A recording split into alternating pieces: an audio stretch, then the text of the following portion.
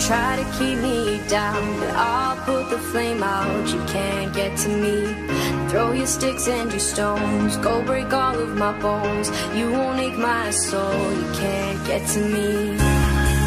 And there is no barricade that I can tear away. Shoot me down to fire away, away. But I'm a heavyweight. I'm a heavyweight. I'm a heavyweight. I'm a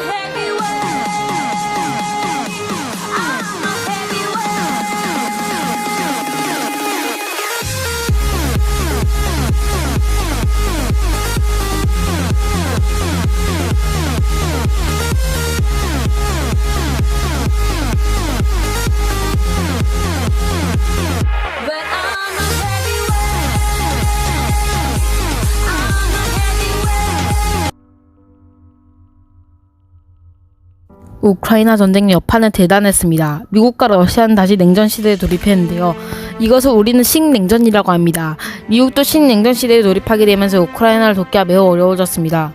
우크라이나는 러시아가 물량으로 승부하자 질도 안 좋은 우크라이나는 조금씩 힘이 빠져 사실상 우크라이나가 전쟁에서 졌습니다.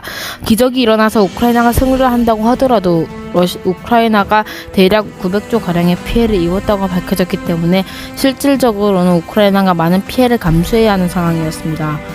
우크라이나의 아주 큰 피해는 둘째치고 가장 큰 문제는 석유와 같은 연료, 가스, 밀과 같은 수출이 제한되고 러시아에게 엄청난 경제 제재를 가하면서 러시아가 피해보기는커녕 다른 나라들이 오히려 더 피해를 입게 됐습니다. 이 피해는 이스라엘과 팔레스타인에게도 있었는데요. 이스라엘로 치면 이스라엘 내전이 일어나기 일보 직전까지 갔습니다. 많은 한국 사람들은 아실 겁니다.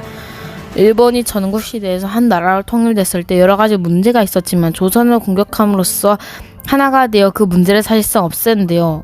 이스라엘도 그 방법을 사용합니다. 무차별적으로 가자지구, 나블루스 등에 포격을 가합니다. 하지만 팔레스타인이 거주하고 있는 가자지구 등을 포격하는 명분이 없으면 또 안되기 때문에 억지 논리로 명분을 만들게 됩니다. 제1차 중동전쟁 때 사실상 준비도 안 됐던 이스라엘을 공격했다는 이유로요. 제1차 중동전쟁은 엄청 오래전에 있었던 전쟁인데요. 이때 있었던 일을 가지고 명분으로 만들었던 겁니다. 또한 팔레스타인에게는 학스카 같은 것이 크게 발달하지 않아서 억지 명분이라고 느끼지 않을 것이라는 것을 이용해서 엄청난 억지 논리를 펼칠 수 있었습니다. 하지만 국제사회에서는 이것이 억지 논리라는 것을 이미 다 알고 있었고 중국과 러시아는 이란, 이집트, 시리아, 사우디, 레바논, 요르단, 리비아, 알제리 등의 아랍 국가들에게 대대적인 지원을 하는데요.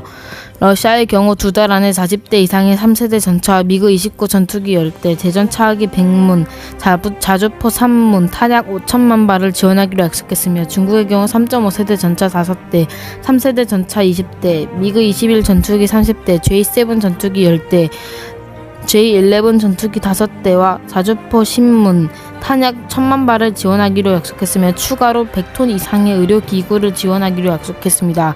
이스라엘은 아랍군이 이렇게 대대적인 지원을 받을 줄 몰랐는데요.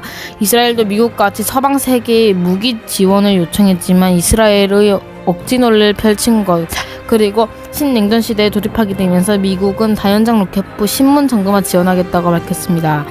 그마저도 10대 중 3대는 지원 취소했다고 밝혔는데요. 이제 아랍의 차례입니다.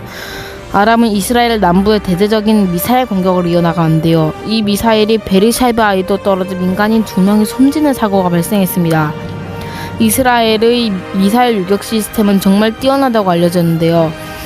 하지만 그것이 오작동을 하여서 미사일 한 개를 막지 못했다고 합니다. 이스라엘은 다시 이를 명분 삼아 레바논의 트리폴리, 시리아의 알레포, 이라크의 바그다드, 이집트의 카이로, 알제리의 알제, 이란의 테헤란, 사우디아라비아의 리야드에 엄청난 포격을 가했는데요. 아랍의 주요 군사 기반 시설이나 경제 기반 시설이 많이 파괴됐다고 합니다. 전체적으로 봤을 때 아랍 연맹의 병력의 약 47%를 이루었는데요.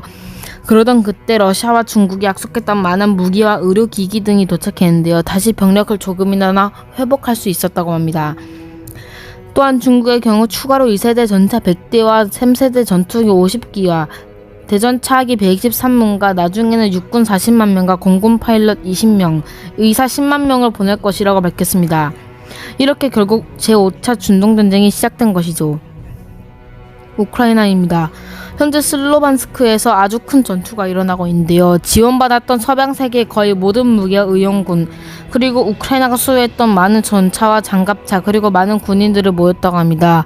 그리고 지연전이 아닌 결상전으로 악물고 슬로반스크를 지킬 것이라고 밝혔는데요. 하지만 이게 쉽지 않았습니다. 러시아군이 너무 강한 것이었는데요. 우크라이나도 이제 힘이 빠져 제대로 반격할 수도 없는 노릇이었습니다.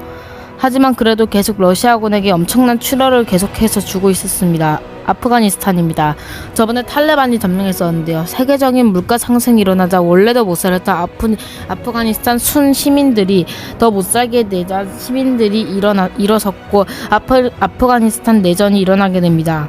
이를 막고자 아프가니스탄에 터키가 개입하게 됩니다. 터키가 이 시민들의 편을 들어주고 탈레반에 반발을 하는데요.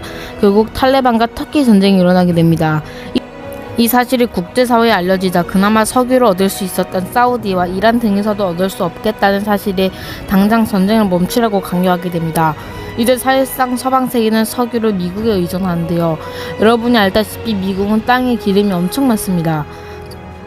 하지만 수입하는 것이 더 저렴해서 수입을 이용하는데요.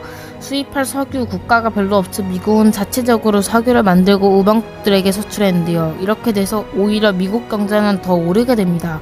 그리고 또 전쟁 일보 직전의 국가가 또 있었는데요. 바로 파키스탄과 인도, 북한과 한국, 대만과 중국이었습니다.